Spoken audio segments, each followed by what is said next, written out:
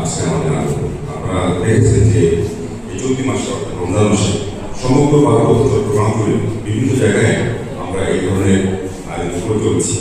কিছুদিন আগে আমরা সাজেকের ঘটনা সবাই জানেন, সেখানে কিন্তু আমরা যে কয়েকটি পরিবার সেখানে ক্ষতিগ্রস্ত হয়েছিল, আমরা প্রত্যেকটা পরিবারকে ক্ষতিগ্রস্ত কিছুটা নগদ অর্থ এবং অন্যান্য শক্তি দেওয়ার চেষ্টা করেছি।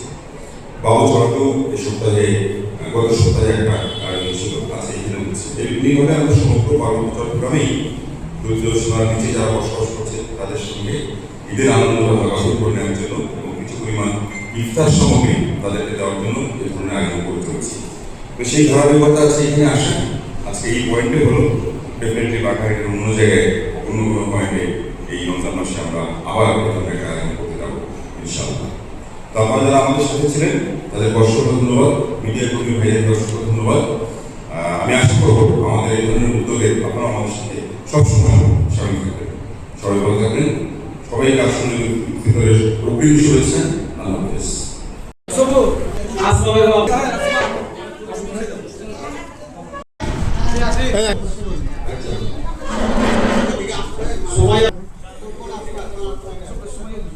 উৎসবের খুশি হবে নগদে বেশি, কারণ ঘন্টায় ঘন্টায় আছে গিফট জেতার সুযোগ।